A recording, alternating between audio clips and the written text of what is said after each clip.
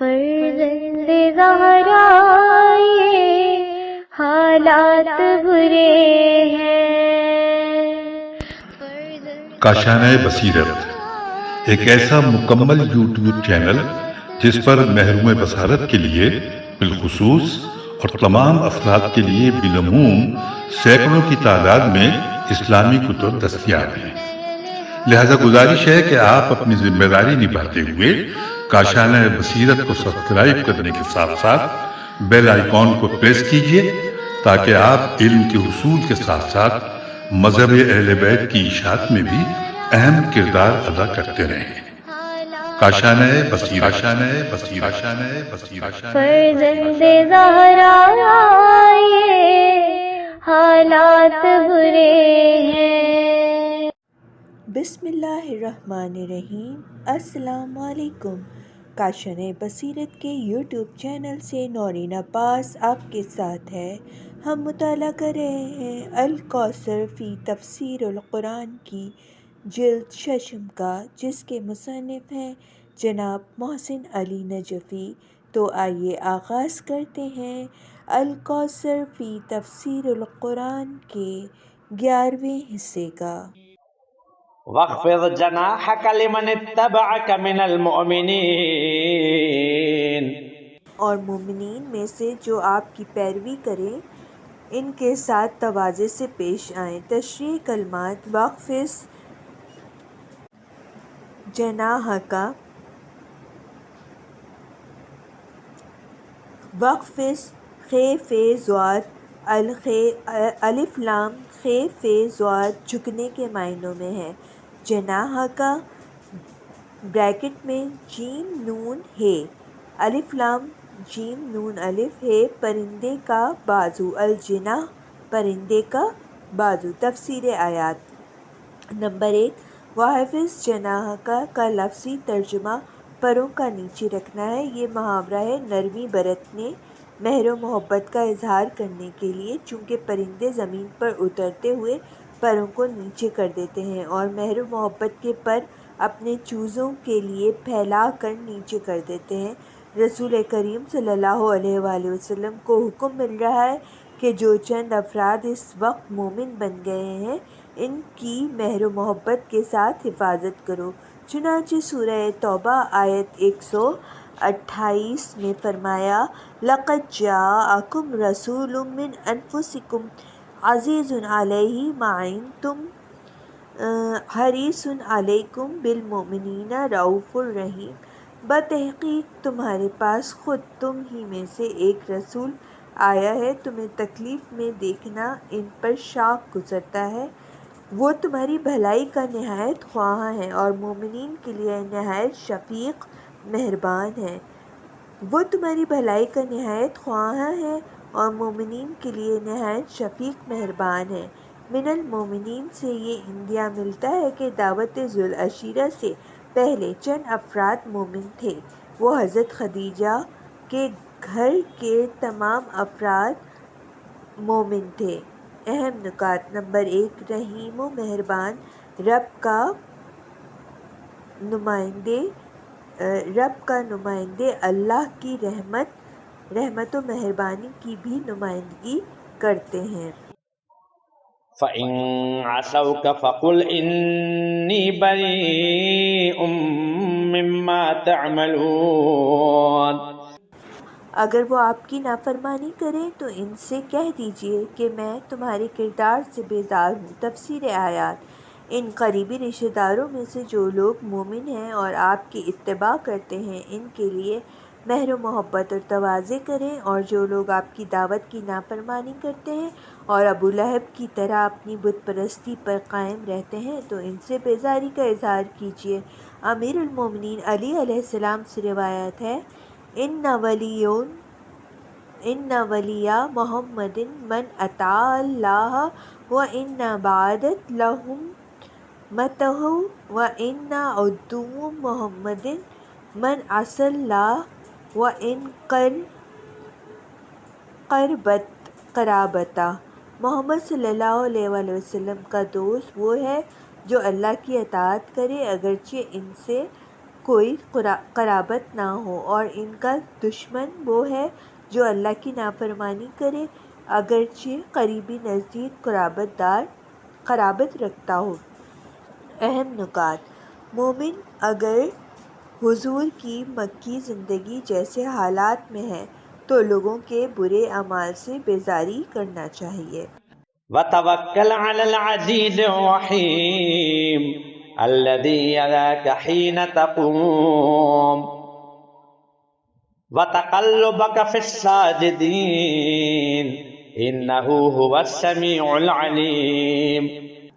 اور بڑے غالب آنے والے مہربان پر بھروسہ رکھیں، جو آپ کو اس وقت دیکھ رہا ہوتا ہے جب آپ نماز کے لیے اٹھتے ہیں، اور سجدہ کرنے والوں میں آپ کی نشست و برخاست کو بھی۔ وہ یقیناً بڑا سننے والا اور جاننے والا ہے۔ تفسیر آیات: اس دعوت کے بعد پیش آنے والی مشکلات کے لیے اس ذات پر بھروسہ کرو جس کے یہ اوصاف ہیں۔ نمبر 1، العزیز، بالادست، غالب آنے والا ہے، ہر سازش، ہر طاقتور دشمن کی دشمنی پر غالب آنے والا ہے۔ نمبر 2، الرحیم، وہ غالب آنے والا ہونے کے ساتھ مہربان بھی ہے۔ اس ذات پر بھروسہ کرنے میں لطف آنا چاہیے جو عین طاقت ہونے کے ساتھ مہربان بھی ہے، ورنہ طاقتور بے رحم ہوا کرتے ہیں۔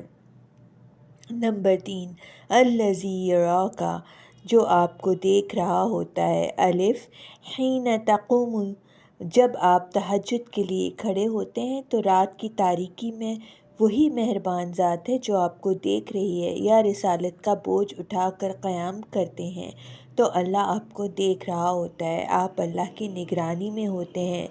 بے، وتقلبک فی الساجدین، بعثت کے ابتدائی دنوں کی بات معلوم ہو رہی ہے کہ آپ صلی اللہ علیہ وآلہ وسلم کو اللہ کی طرف سے تائید و حوصلہ دیا جا رہا ہے کہ آپ اپنی تبلیغ رسالت میں اللہ پر بھروسہ کریں۔ اللہ آپ کو دیکھ رہا ہے، خواہ آپ اکیلے نماز پڑھ رہے ہوں یا سجدہ گزاروں میں ہوں، یعنی ہر حالت میں آپ ہماری نگرانی میں ہیں۔ اس آیت کی ایک تفسیر تو یہی ہے کہ ساجدین سے مراد نماز گزار لوگ ہیں جن میں رسول کریم صلی اللہ علیہ وآلہ وسلم نشست و برخاست فرماتے تھے۔ دوسری تفسیر یہ کی جاتی ہے کہ روایت میں آیا ہے جب تہجد کی نماز کا وجوب منسوخ ہو گیا تو اس رات رسول کریم صلی اللہ علیہ وآلہ وسلم اپنے اہل ایمان کے گھروں کو ان کا حال دیکھنے تشریف لے گئے تو ذکر و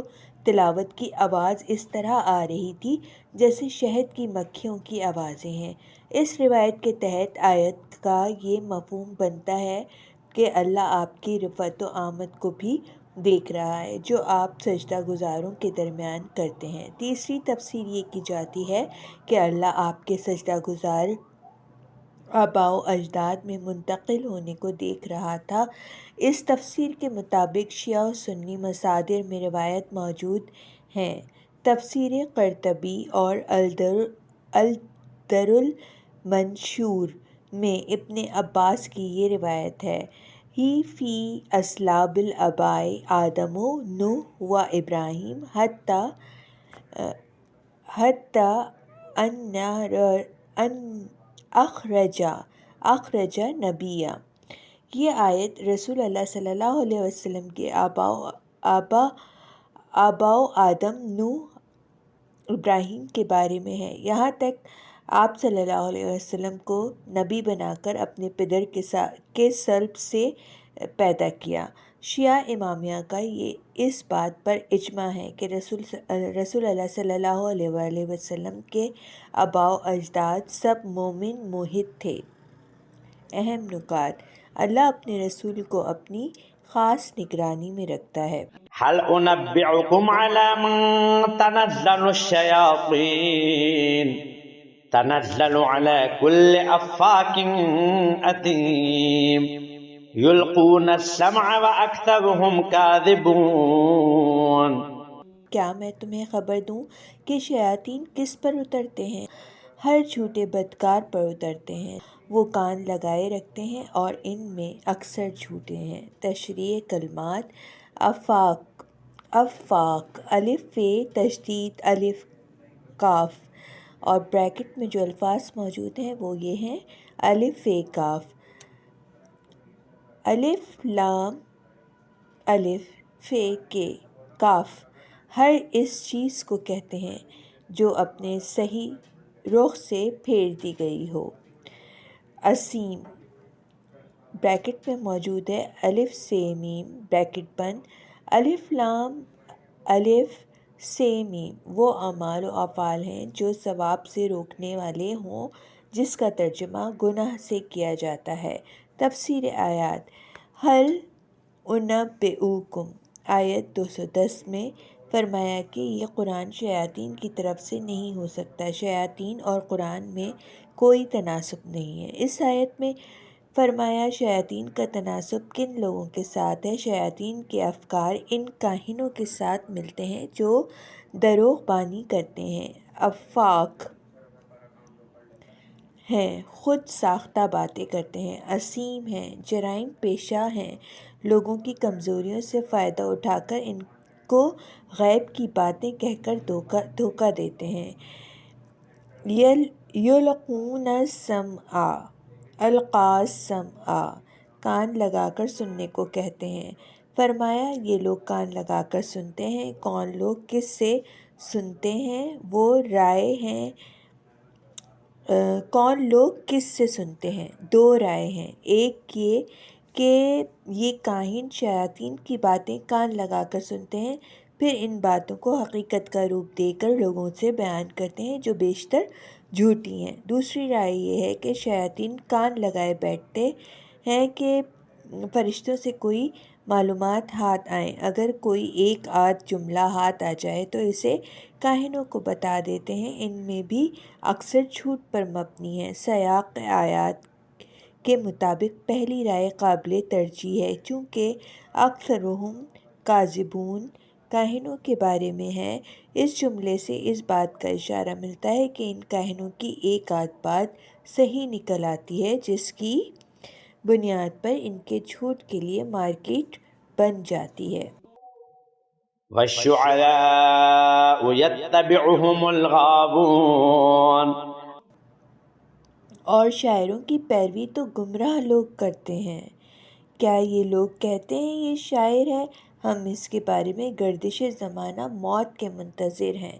اس آیت میں فرمایا الشعراء کی پیروی گمراہ لوگ کرتے ہیں۔ الشعراء، قرآن کی لوگوں کو شعراء کہتے ہیں۔ قرآن کن لوگوں کو شعراء کہتے ہیں؟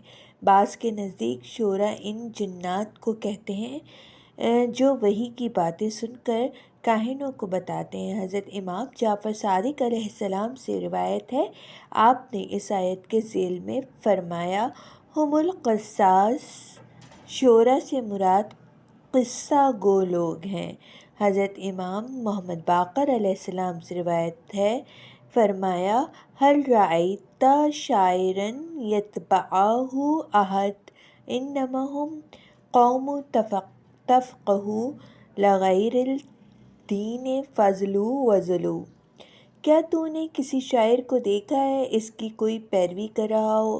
یہاں شاعر سے مراد وہ قوم ہے جو غیر مذہبی باتوں کو سمجھنے کی کوشش کرتی ہے، پھر وہ گمراہ ہوتی اور گمراہ کرتی ہے۔ لہٰذا آیت میں شعراء سے مراد وہ لوگ ہیں جو حقائق اور واقع نفس الامری سے دور خیالات اور تصورات کی ایک موہوم دنیا کی باتیں کرتے ہیں۔ شاعری سے مراد وہ معنی نہیں ہو سکتے جو ہمارے درمیان متعارف ہیں، چونکہ مشرکین قرآن کو شعر اور رسول کو شاعر کہتے تھے۔ ان لوگوں کے مطابق قرآنی آیات حقائق کی نشاندہی نہیں کرتی، بلکہ یہ خیالات و تصورات کی باتیں ہیں۔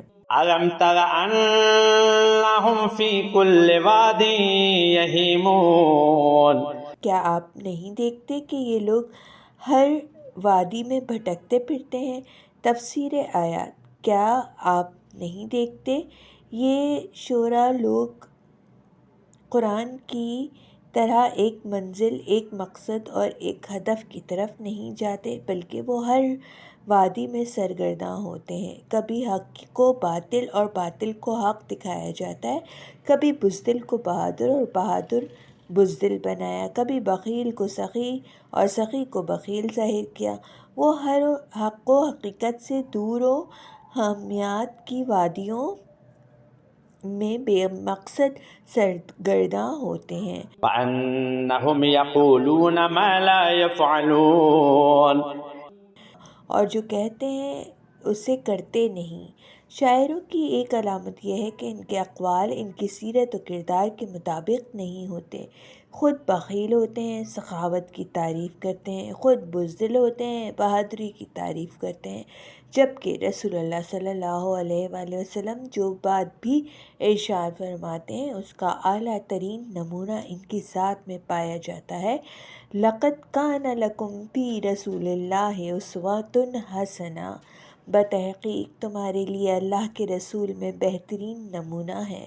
إلا الذين آمنوا وعملوا الصالحات وذكروا الله كثيرا وانتصروا من بعد ما ظلموا وسيعلم الذين ظلموا أي منقلب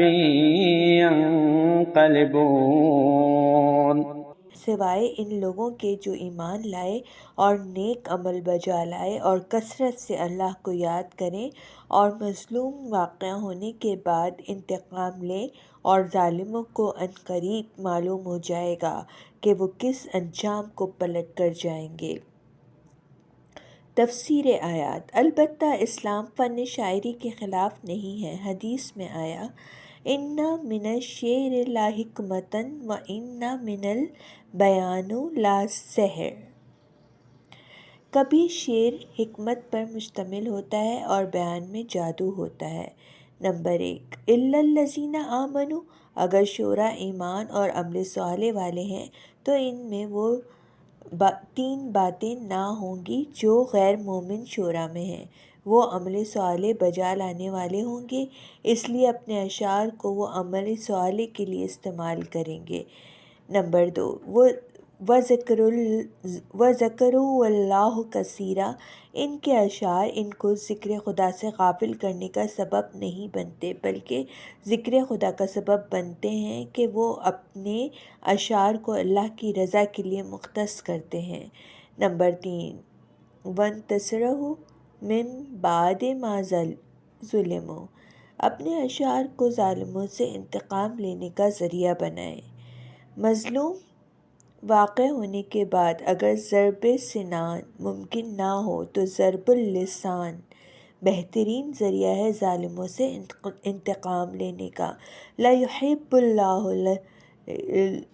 الجہر بالسوء من القول الا من ظلم، اللہ اس بات کو پسند نہیں کرتا کہ کوئی کسی کی برملا برائی کرے مگر یہ کہ مظلوم واقعہ ہوا ہو۔ چنانچہ ائمہ اہل بیت ان شعراء کی قدر کرتے تھے جو اہل بیت کی مدح اور دشمنان اہل بیت کی ہجو میں شعر کہتے تھے۔ یہ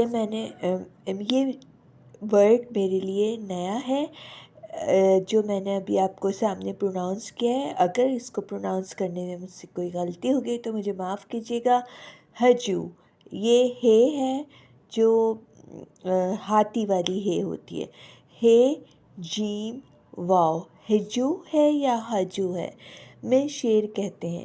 چنانچہ لوگ اہل بیت اطہار کے فضائل میں شعر کہتے ہیں اور ان کے مصائب کے سلسلے میں مرثیہ کہتے ہیں۔ وہ سب وَانْتَصَرُوا مِن بَعْدِ مَا ظُلِمُوا کے مصداق میں شامل ہوں گے، البتہ ایمان و عمل صالح اور ذکر خدا کے ساتھ ہوں، ان کی جگہ نہ ہوں جیسا کہ بعض نادان خیال کرتے ہیں۔ نمبر 4، وَسَيَعْلَمُ الَّذِينَ ظَلَمُوا، اس میں عصر صلی اللہ علیہ وآلہ وسلم کے مشرکین کے بارے میں اور بعد میں آنے والے ہر ظالم کے بارے میں اللہ تعالیٰ کے ایک کلی قانون کی طرف اشارہ ہے کہ ظالم کا انجام بہت برا ہوگا۔ یوم المظلوم علی الظالم اشد من یوم الظالم علی علی المظلوم، مظلوم کا ظالم سے انتقام کا دن ظالم کے مظلوم پر ظلم کے دن سے زیادہ شدید ہوگا۔ بعض شیعہ روایت میں اس آیت کو اس طرح بیان کیا گیا ہے: سَيَعْلَمُ الَّذِينَ ظَلَمُوا حق آل محمد ای منقلب ینقلبون۔ درمیان میں حق آل محمد روایت کا حصہ ہے جو مصداق بیان کرنے کے سلسلے میں ہے، قرآن کا حصہ نہیں ہے۔ اس بات پر دوسرے بہت سے یقینی دلائل کے ساتھ ایک دلیل یہ بھی ہے کہ ائمہ علیہ السلام نے دوسرے مقامات پر جب اس آیت کی تلاوت فرمائی تو حق آل محمد کے بغیر تلاوت فرمائی۔ اور سامعین کرام، میں یہاں پہ اپنے مطالعے کو روک رہی ہوں، انشاءاللہ دوبارہ حاضر ہوں گی، جب تک کے لیے خدا حافظ۔